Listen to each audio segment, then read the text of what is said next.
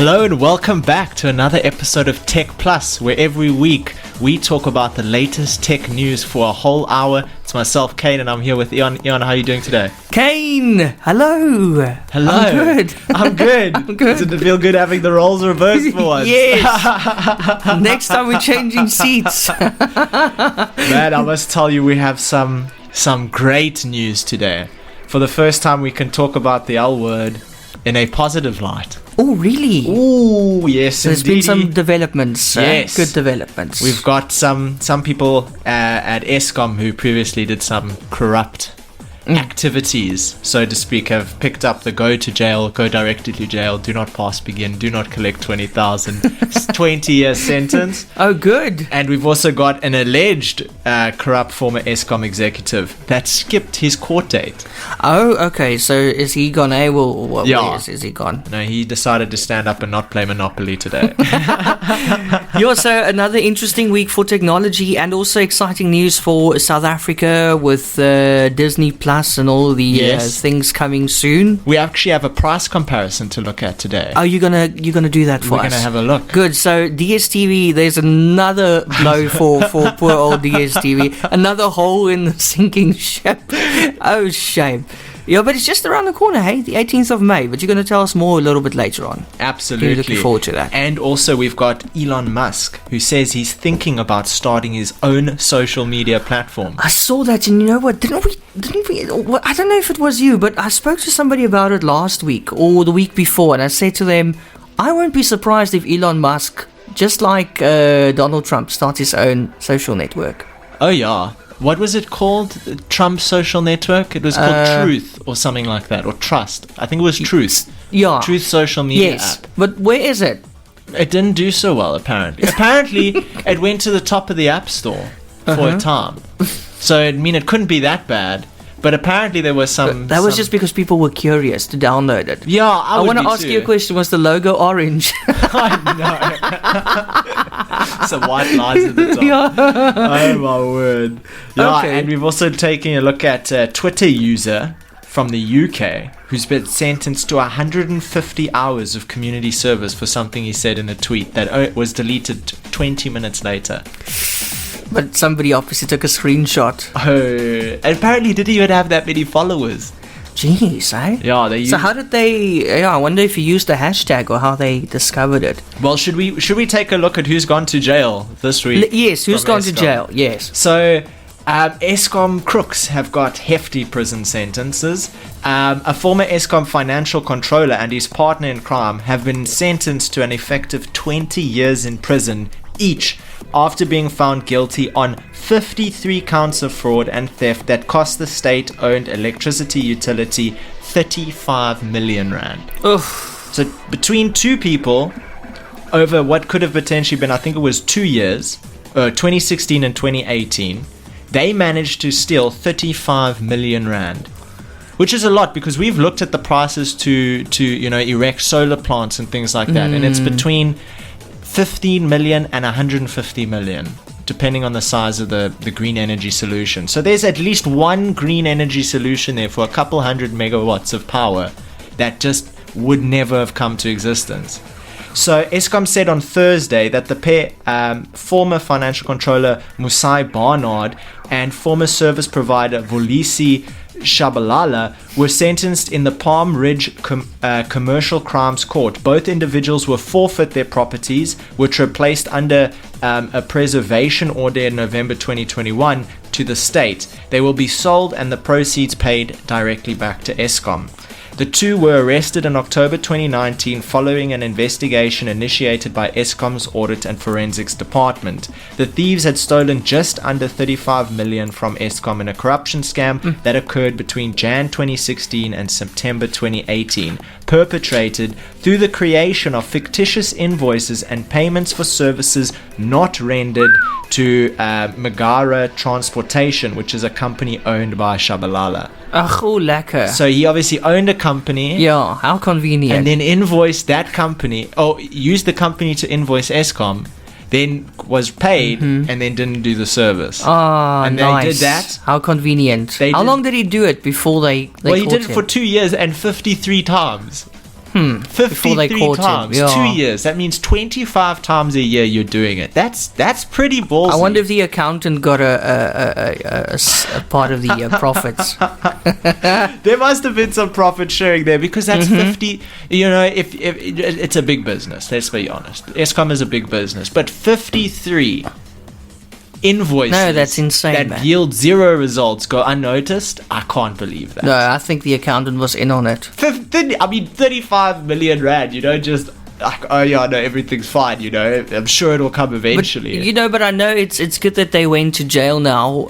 Justice is served. But I mean, is it not too late? The damage has been done. Or they're going to pay it back. Well, the rater said that what is the most pleasing about this judgment is that taxpayers will recover some of the stolen funds through the sale of the ill-gotten property belonging to the convicts. I don't really know what he means by that, saying that taxpayers Is he selling will their homes or recover what? some of the homes that the two bought, and the fancy cars and oh yeah, all obviously of they that. had a lovely they had they were trips splurging, to USA to go to Disneyland. Oh, really? To France. No, they had a fantastic 2 years. But somebody stole the cables at Disney World as well recently. Oh, really? Was it not them? It them?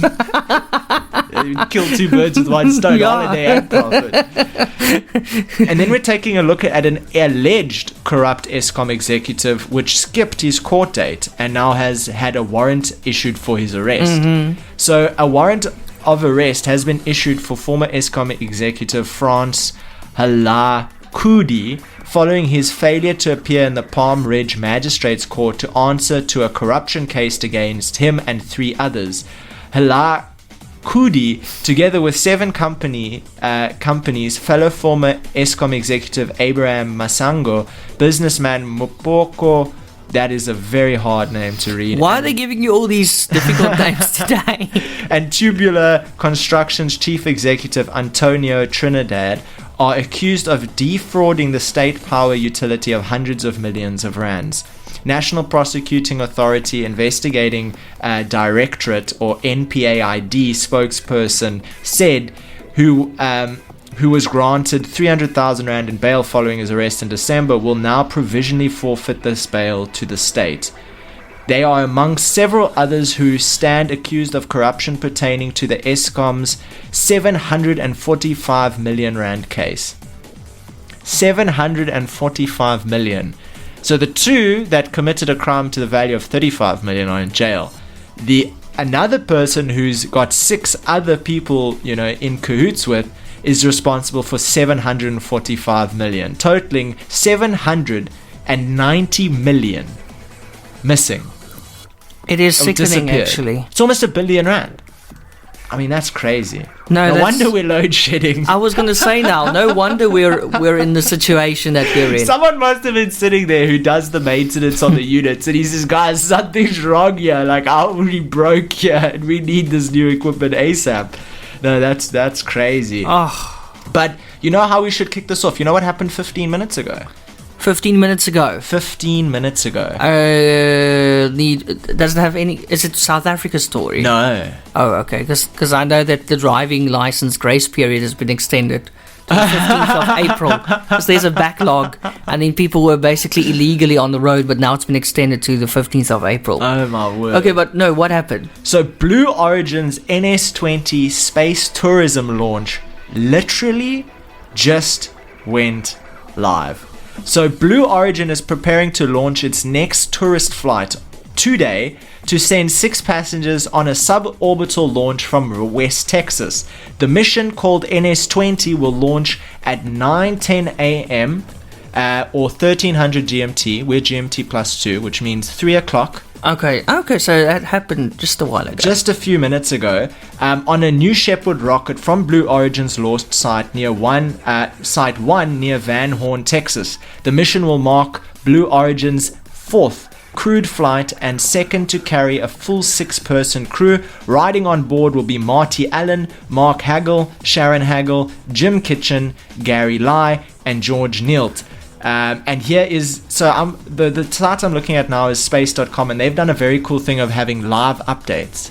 So as of right now, 3 minutes past 3, the latest updates came in. So Blue Origin has stopped its launch countdown at T minus 10 minutes from launch. The company has not yet stated the reason for the hold yet. The NS20 passengers are buckled in for launch and just received a message from Blue Origin's NS19 crew, the first 6-person crew. One message from Michael Strahan was particularly cheering. This is the best ride ever to ever be had, but it's also way too short. So they haven't lifted off just yet. There's some time passing now. Can you check the passenger list, please? Yes. Can you check for Will Smith? Will Smith, they're sending him out of there already.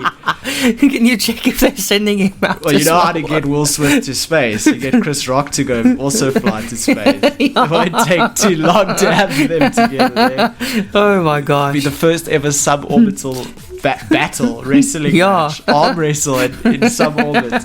The crew arrived at the launch site 1 to prepare to board their New Shepard spacecraft. As they arrived, dawn broke over the West Texas launch site, and the private astronauts were climbing the 7-story gantry to reach the boarding level for the New Shepard. Today's a big day.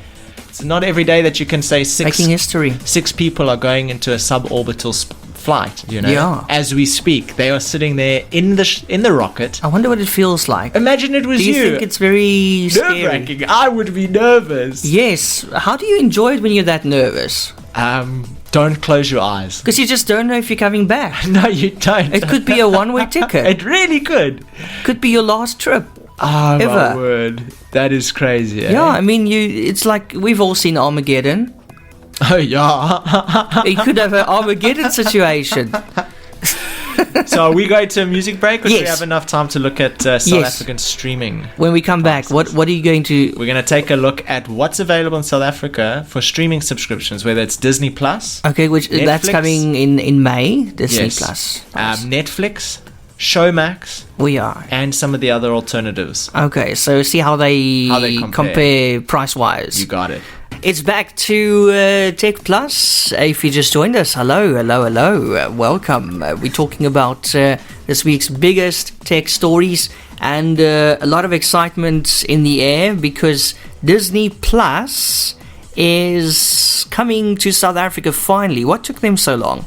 They're coming in May to South Africa, Disney Plus, so we can finally watch more things and watch more Disney shows. And Kaine's actually going to do a price comparison. Yes, the Disney Plus to launch on the 18th of May in South Africa. But I won't go into the pricing. I've got the price here, Kaine. What? I've got the price. Do you? For Disney Plus. Oh, in dollars or rands? Rands. Oh my word. Lay it on me. No, I'm waiting for you to lay it on me. Okay, let's get into it then. You should lay it on me, man. So, South Africans will soon have another streaming service, which is obviously the Disney Plus, which comes to the country, as you said, on the 18th of May. But how does Disney's offering compare to rivals already in the local market? That's the question, really, you know? Yeah, that's what I want to... Tech Central poured through the company's respective websites to find out and produce a handy table breaking it all down. Disney Plus will be joining streaming entertainment platforms such as Netflix, Showmax, Apple TV, all in the South African market, priced at 119 Rand a month or 1,190 Rand a year. And it is competitive with some of the other platforms available.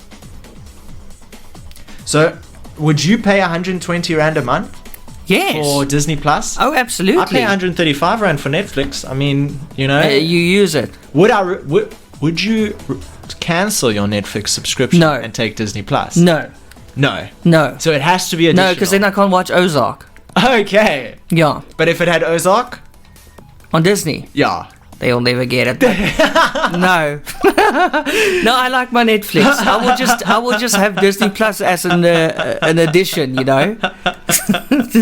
I'm not doing away with my Netflix. I've discovered so many good shows. Really? What's your favorite at the moment? It's definitely Ozark.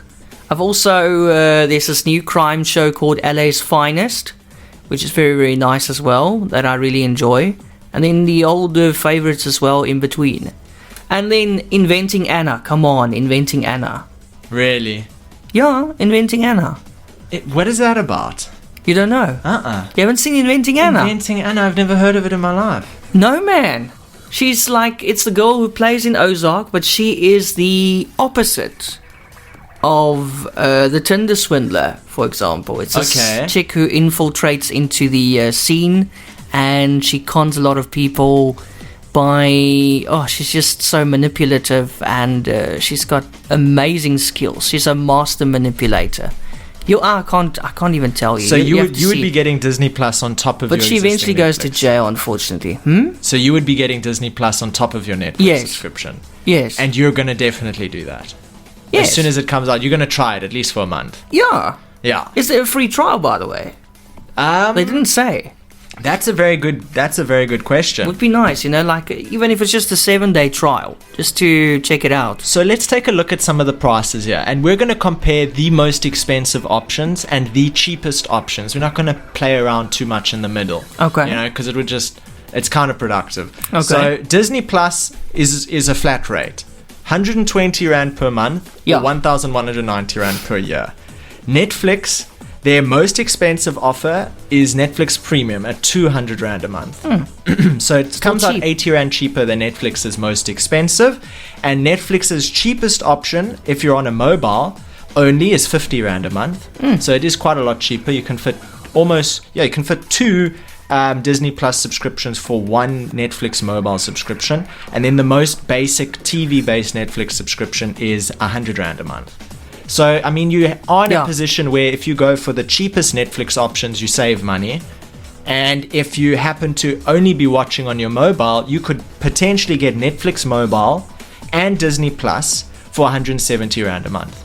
I mean, that's good. That's not How bad. much is that per day? Have you got a calculator in your head? I've only got one on my phone. No. How much per month for both? 180 Rand per month for Netflix Mobile and Disney Plus if you're watching only on your phone. Okay, well that's 6 Rand a day. 6 Rand a day. And if you were to get the Netflix basic subscription and Disney Plus, which is the cheapest Netflix subscription for a TV, you'd pay 220 Rand a month. How much is that? Okay, and that would be 7 Rand 30 a day. 7 Rand 30 a day. It's cheap. So what that really means is the difference between Netflix Basic and Netflix Premium is the quality at which you could play back. Yeah. Right? So what that means is if you have just a standard 1080p TV, right, you don't need Netflix Premium. Yeah, you see, people have these things that they don't need. Yes. You can scale down, because I promise you won't notice the difference on your TV. It's impossible. No, you won't. It's impossible. Because your TV can't display even more than that. No. So you won't notice the difference. You really won't. You wouldn't. Unless you go and you plug in a very expensive 4K TV, 55-inch, you'll immediately see the difference. But I mean, if your internet can keep up. Exactly. And also, if you can afford a TV like that, I'm sure you can afford a really good Netflix package.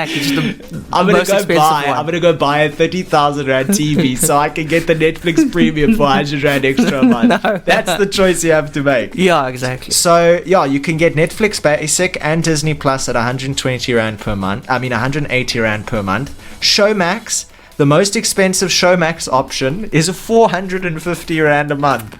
What? Do I get shares in the company or something? Do I get breakfast in bed every morning? No, that's ridiculous. That's bordering on DSTV prices. And that's what for do you get for that? 720p HD. No, man. My goodness. Well, no, what do you get for that? Can you stream live TV or something on that? Oh my word. And for Showmax, just the normal standard playback. So if you have a normal TV, 1080p, you would pay 99 Rand a month for Showmax. Same as Netflix. And if you had a mobile and you wanted to get a mobile deal, but your phone will actually have a real good display. Some phones have a 2K display and some phones have a 4K display. So if you're going to go Showmax Pro on mobile for the highest quality playback, 225 Rand a month. Hey, no, man. For Showmax Mobile with 720p quality. But you can see that it's the same company as DSTV. There must be something else that is offered there outside of just the streaming playback. Hey, but Kane, don't you hate it when you're in bed and you're watching something on your phone and then the phone falls on your face? That happened to me, and then I feel so stupid. And then the phone bounces off the bed, and then my head is sore. You know what's once happened to me? I was sitting at night on my phone, but I was laying on my back and the phone was above my head. Yeah. And somehow, some way, I ended up dropping the phone. but it bounced on my head. It hit my head twice. It bounced. I was like, that's embarrassing. I looked around to see if anyone saw. Yeah, that's one of those moments where you're like, oh, come on. So let's talk Amazon Prime. Everyone knows Amazon Prime. What is the cost of Amazon Prime? Well, that's 80 Rand a month. Wow. For 4K playback. Wow. So regardless, flat rate, you get 4K and that's an playback. International thing as well. Just 80 Rand a month. That's that's really very affordable. good. And outplays Showmax, a South African company. Apple TV. We all know Apple TV. Apple TV is actually very good. Has shows like C and things like that. Yes. Apple TV, 85 Rand a month for 4K playback. Gee. Yeah. Surprised. YouTube Premium.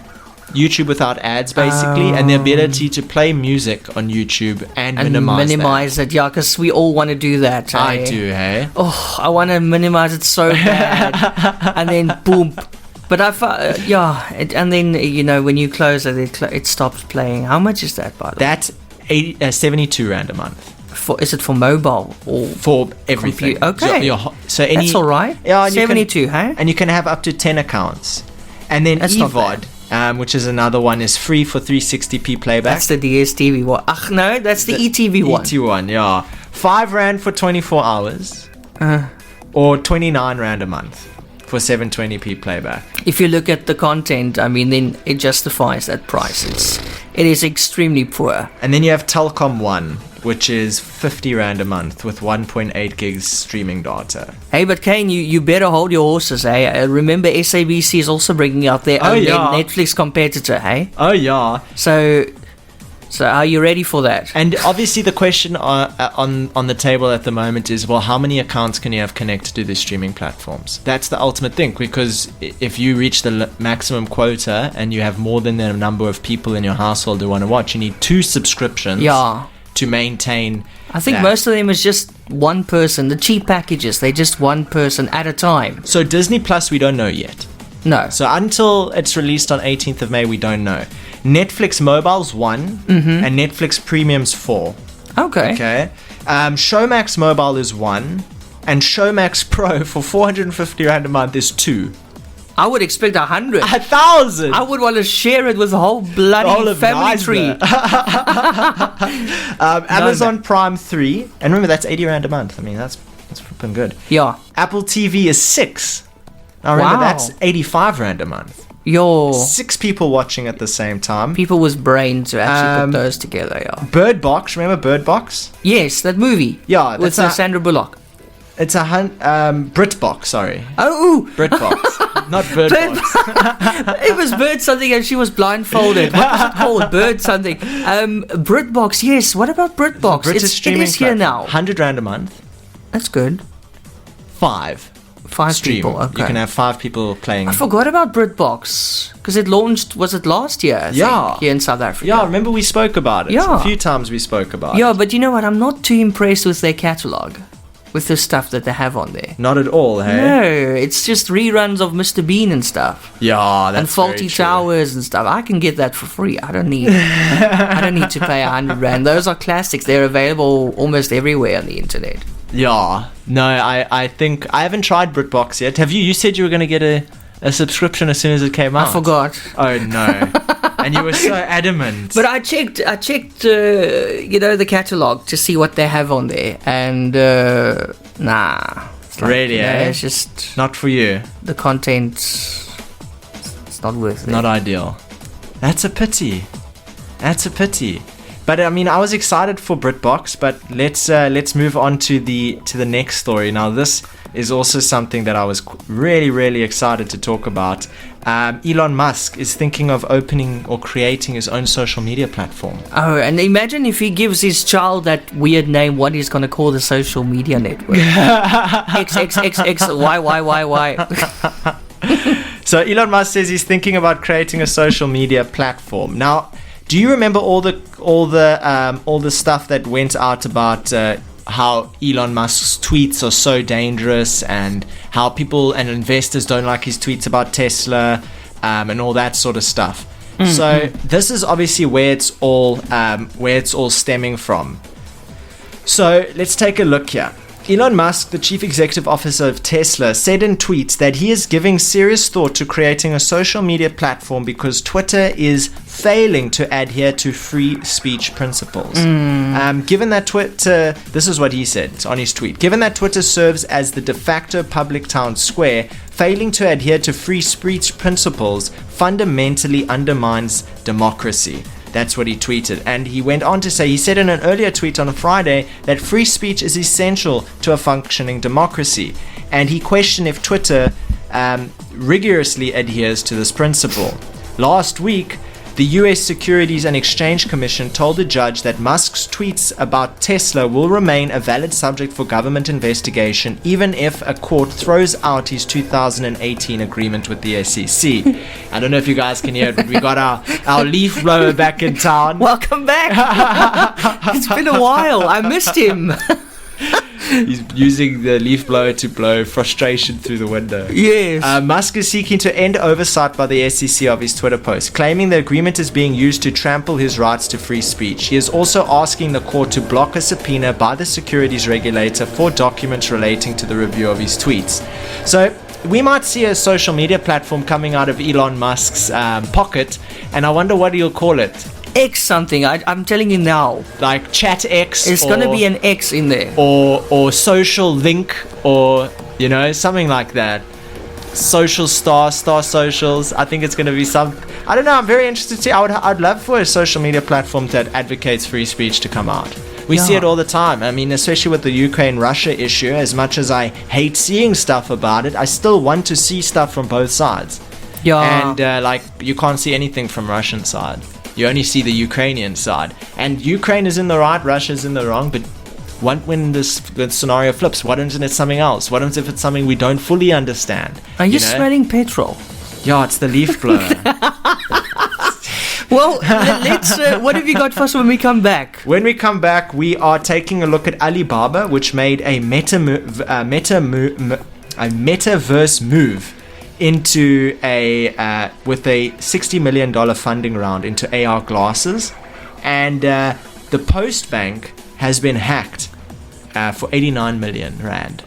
It's Eon with you as well as Kaine. We have about 20 minutes or so left of today's show. Kaine, I know you're going to love this story because you love your NFTs. I wanted to mention it last week, but we didn't have enough time. A non-fungible token created from Nelson Mandela's original arrest warrant raised 1.9 million rand in an auction. Where does that money go? So that's his arrest warrant. Here's his original arrest warrant back in 1962. But the money, that's a good question. Where's the money going? It's going to fund the heritage site that documents South Africa's struggle for democracy. So just to recap, 1.9 million rand for this non-fungible token or NFT. The buyer is, funny enough, a guy from Dubai. Oh my word. A guy from Dubai. Oh my word. I didn't think that was how I thought you were going to say from flippin' Nullspread. Yes.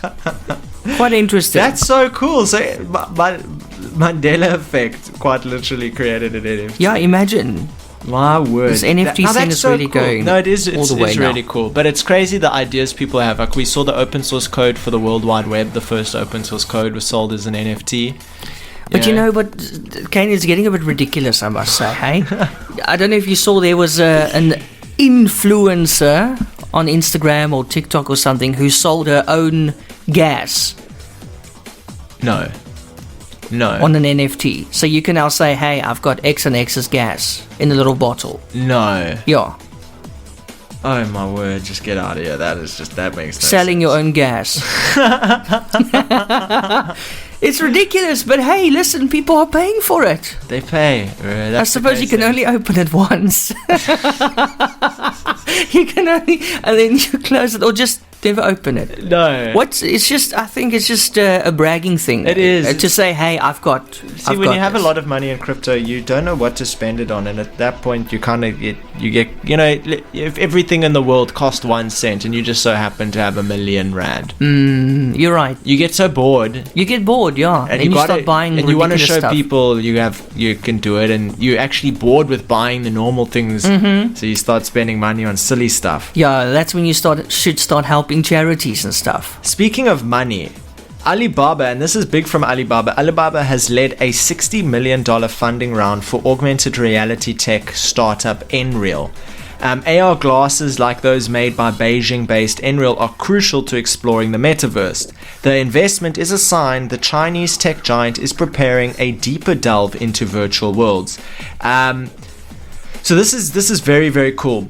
So Nreal is based in Beijing, and they said on Wednesday it has now raised a total of $200 million after closing the Series C+ round. It did not disclose which other investors were involved in the latest funding, and AR technology like the light and air glasses Nreal develops is key to enabling people to get immersed into virtual worlds that make up the metaverse. Alibaba has already started staking its place in the metaverse by registering several trademarks, including Ali Metaverse. It has also invested at least, listen to this is crazy, at least $1 billion in AR and virtual reality startups in recent years. I mean, they're making big. What is AR moves. again? Augmented reality. That's it. Yeah. Yeah. So like wearing a pair of glasses that make a fake table in front of you. That's augmented reality. Instead of going into a world with a table and fake walls and everything, there's just one piece of the vision that is fake, but it looks real. That's augmented reality. Okay. So cool. like Star Wars holograms. Yeah. Okay. That would be augmented reality. So investment in metaverse linked companies is rising. In the last quarter of 2021 alone, almost $2 billion of venture capital funding went to AR and VR startups. This is according to Crunchbase data. Alibaba isn't the only Chinese tech giant to dive in. Gaming giant Tencent in October sharpened its metaverse focus with a new TIMI Studios gaming studio. The metaverse market is expected to grow over 20% this year, before exploding more than 1,300% by 2030, according to Statistica Research. In 2022, its estimated size will be $47.48 billion and $678 billion within 8 years. So when you look at Alibaba, who spends $1 million in the last few years investing into tech startups, but what's up for grabs is $680 billion. Kind of, it gives you the scope a little bit of what we're dealing with here. So there's going to be a lot of rampant raging and trying to, kind of cut into the market and get as much of the market share as possible to chase this $680 billion evaluation. But for us, that means competition. Competition leads to better pricing, greater ability to provide higher value tech and more intricate advanced technology for cheaper. I welcome the competition. Yeah. I welcome the funding. I welcome the decentralization, stopping the monopoly control over it. We don't just want Facebook to own the metaverse. We don't just want Alibaba to do it. We want everybody to have a piece of the pie, because ultimately that's where we're going to work in the future. That might be where we game in the future. That might be where we watch movies in the future. You want to make sure that money is diversified. So next up on our list, we're talking about the post office that was hacked for 89 million rand. Probably was very easy. Post office subsidiary Postbank was hit by a cybercrime fraud resulting in the theft of 89 million rand in social grant funding, allegedly involving its own workers or contractors. The security breach was uncovered by the Amma Buhanga Center for Investigative Journalism and published on News 24 and the Daily Maverick. Between 16 and 28 October 2021, the perpetrators made off with at least 89,459,000 in cash, fraudulently transferred to 279 SASA accounts and withdrawn at ATMs using cloned cards. The discovery of the fraud was coincidental, with a call center operator flagging a SASSA beneficiary account they noticed had an unusually high balance of just under 100,000 rand.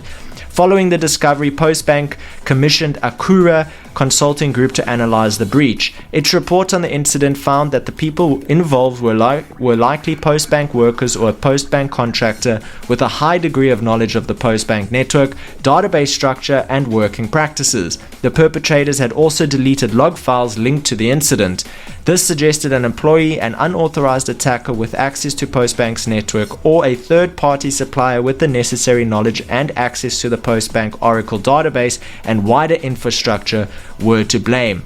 In addition, it would require the large-scale cooperation of beneficiaries willing to participate in allowing fraudulent activity to take place through their accounts. According to CEO Kevin Martins, previously told Parliament it reported the incident to the police and the South African Reserve Bank. A formal PRECA report was also filed. In a statement subsequent to the report, Martins categorically disputed that the incident was kept under wraps. So they believe that they kept this particular fraud under wraps, didn't allow it to come to the surface. Obviously now we're catching wind of it. But, 89 million rand stolen from a post office isn't something you come across every single day. No, and also it's always an inside job. It has to be. No, it's just always. The nature of it in its entirety is either an inside job or a very, very clever group of people. But nonetheless, have you ever heard of headphones that have a built-in air purifier? Why? So Dyson's new bizarre headphones have a built-in air purifier. The Dyson Zone take on air and noise pollution problems is a wholly unique way. Dyson is getting into headphones in the most Dyson way possible, the Zone, a pair of noise-cancelling Bluetooth headphones with an air purification technology built in. Thanks to a bizarre-looking magnetic face visor, it's both the strangest and most ambitious product that the company has ever made. Today's announcement is just an initial reveal of the Zone headphones ahead of a full release date, and Dyson isn't announcing specific details like prices or specifications, including how much their headphones weigh or how long the battery will last. The goal of the Zone is to make living in urban spaces more comfortable by attempting to mitigate both air and noise pollution. So these are a pair of headsets that have a visor on them that goes across your face and basically your mouth and provides you with clean oxygenated air. The air purification half of the Zone doesn't reinvent the wheel for Dyson. Instead, it miniaturizes the company's existing air filtration technology into a unique form factor.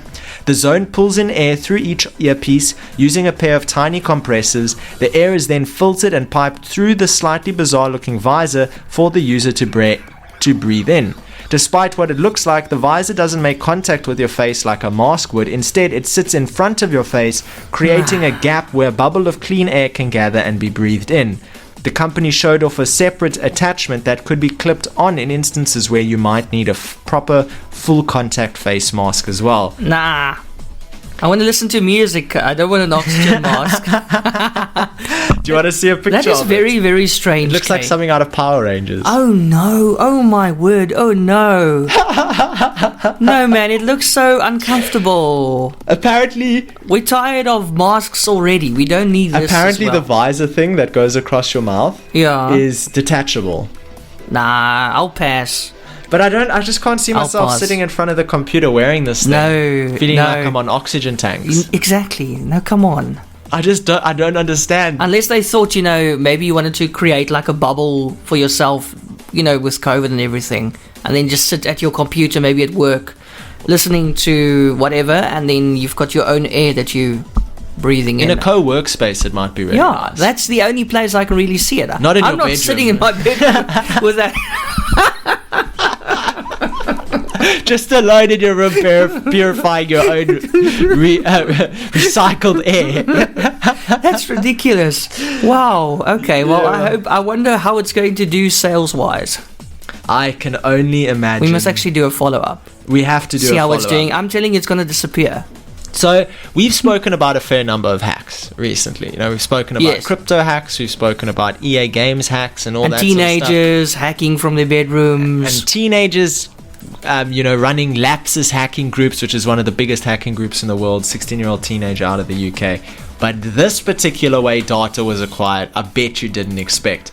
So Apple and Meta shared data with hackers pretending to be law enforcement officials. Okay? These are big companies. These are no small companies. We talk about Facebook or Meta and Apple. Oh my word. So Apple and Meta handed over user data to hackers who faked emergency data request orders typically sent by law enforcement, according to a report by Bloomberg. The slip-up happened in mid-2021, with both companies falling for the phony requests and providing information about users' IP addresses, phone numbers, and home addresses. Okay? Law enforcement officials often request data from social platforms in connection with criminal investigations, allowing them to obtain information about the owner of a specific online account. While these requests require a subpoena or search warrant signed by a judge, emergency data requests don't and are intended for cases that involve life-threatening situations. Fake emergency data requests are becoming increasingly common, as explained in a recent report from Krebs on security. During an attack, hackers must first gain access to a police department's email systems. The hackers can then forge an emergency data request that describes the potential danger of not having the requested data sent over right away, all while assuming the identity of a law enforcement official. According to Krebs, some hackers are selling access to government emails online, specifically with the purpose of targeting social platforms with fake emergency data requests. So how's that? You're like, okay, well, the one way we can get information from this particular company is pretend to be police and ask for specific information about a user or group of users. Now, the scary thing is, this isn't just a hack or a social engineered scam, because there was no money to be won. Which means the people that hacked or acquired this particular group of users' information, such as IP, home address, etc., those people are at risk. Because why do those people want their home addresses, their IP addresses? They specifically want it. So I wouldn't sleep if and it's not the police, it's someone after you. Someone's there in the background looking for you. For your information. Oof, that's and scary. They just got it. That's the thing. They've got it now, So we got to look at who's went missing in the last few months to figure that one out.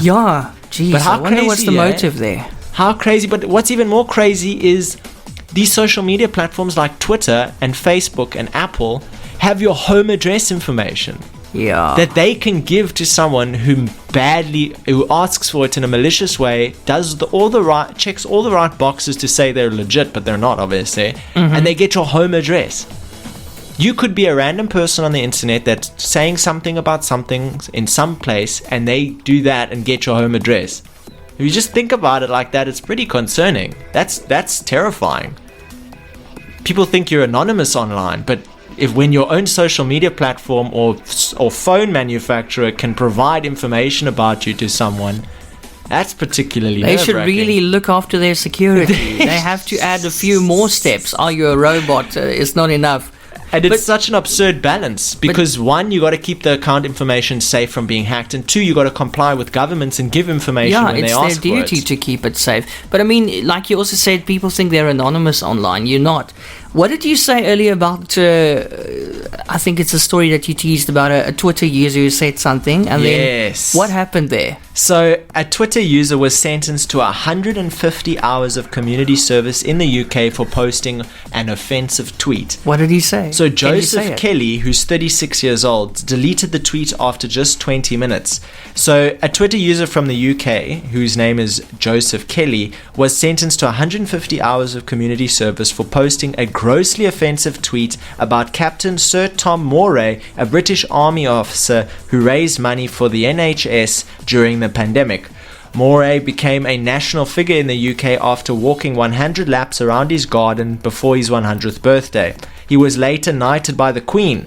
The day after his death, Kelly, 36, tweeted, "The only good Brit soldier is a dead one. Burn, old fella, burn." That's what he said. Oof. That's what he said. Nah. Kelly was found guilty in February last year and faced possible jail time. His case brought attention to an often criticized piece of UK legislation that allows social media users to be prosecuted for sending grossly offensive messages.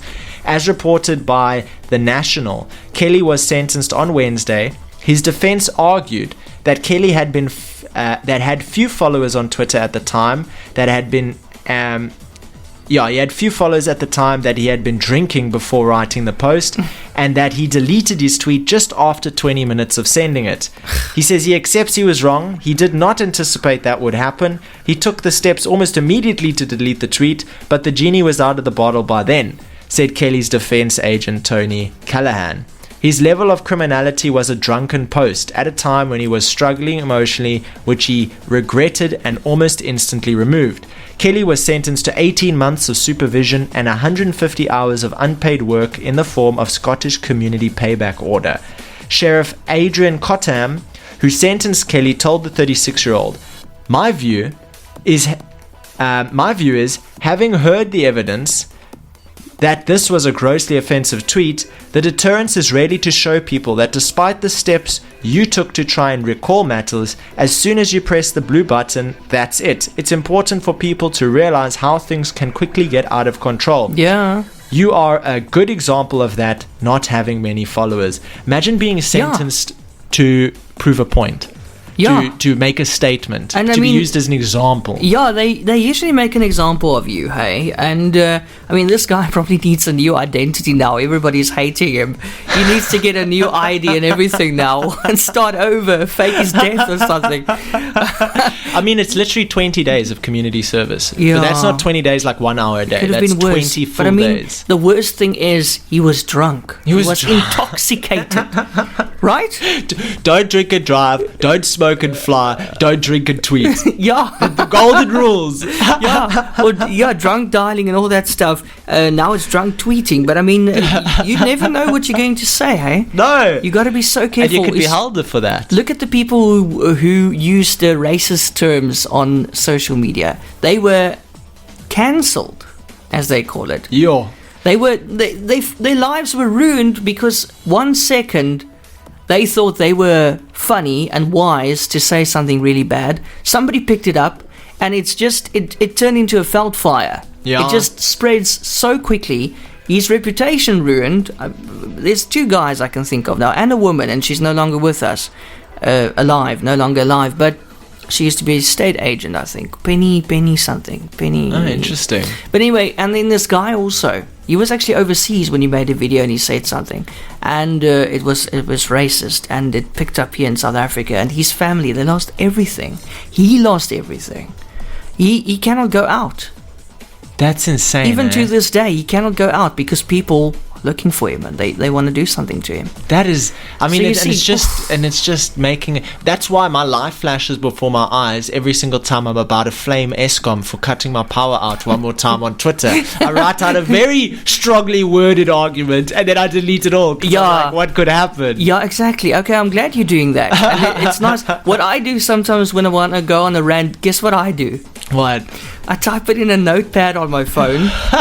And then I feel better. It's almost like a diary entry. I just want to get it out of me. And then I don't post it, because believe me, in my teen years I posted stuff just like that, and then I lived to regret it. Nothing too hectic, but family and stuff picked it up, and they're like, "What are you doing? Exactly. What are you saying?" So you got to be so careful. It can actually, social media can make or break your life, literally.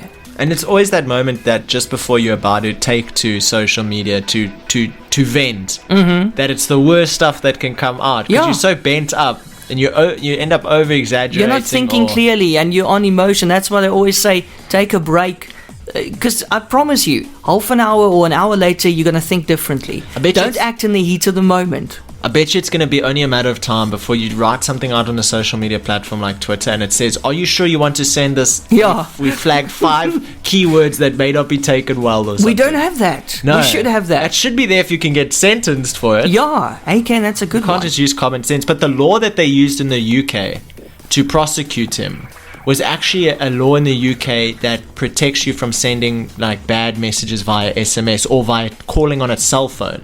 If you call someone on a telephone and say something bad to them, or you text them an SMS and say something bad to them, obviously this law was put together many years ago, then you could be prosecuted for it. But it's now evolved into this thing that covers social media as well. If you happen to share something rude or offensive on social media that does damage, you will be sentenced accordingly. But you're right, there should be a warning for certain keywords that they pick up in your status. Because, I mean, I don't know if you saw, but especially now with the whole COVID thing, Facebook, they've got a pop-up that comes up, and if you're sharing an article regarding COVID-19 and you didn't open that article first, it asks you, are you sure you want to share this COVID information thing? And then you can say open article or yes, I'm sure, and then you post it. So they check if you're reading first before you're sharing and commenting. That's crazy. So that's pretty nice. Good. So maybe they can do something along those lines, to protect people in future. I would like to see it because it's a very grey area.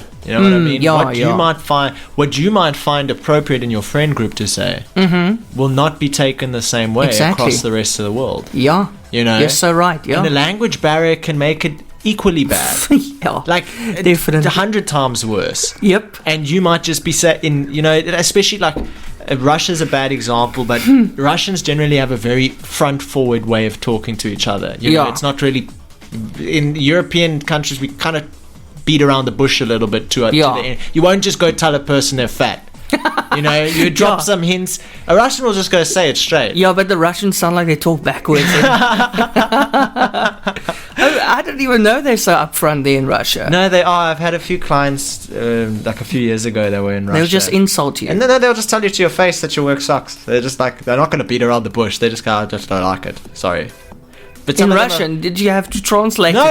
Like, but that's why I say the language barrier. Because and Swedish people as well. The Swiss, they're just very forward. So and the language barrier makes it worse. So when you listen to them or you read something that they say, you talking to them, you might take offense to something that they didn't try and be offensive about. Exactly, you're right. Yeah, it's just their way of talking, and you're right. Their network of people is totally accepting of that. Yeah, I mean, they don't get offended, nothing. But then you speak to me, I might get offended. Yeah, and then you take that and extrapolate that onto social media. You're making a statement. Sure. Yeah, it could go the wrong way. Good point, Kaine. Good point. And on that note, it's time to wrap it up, man. We're wrapping it up. You want to wrap something up as well before we really wrap it up? Oh, yeah. Special happy birthday to Jade for tomorrow. I hope you have a very good birthday.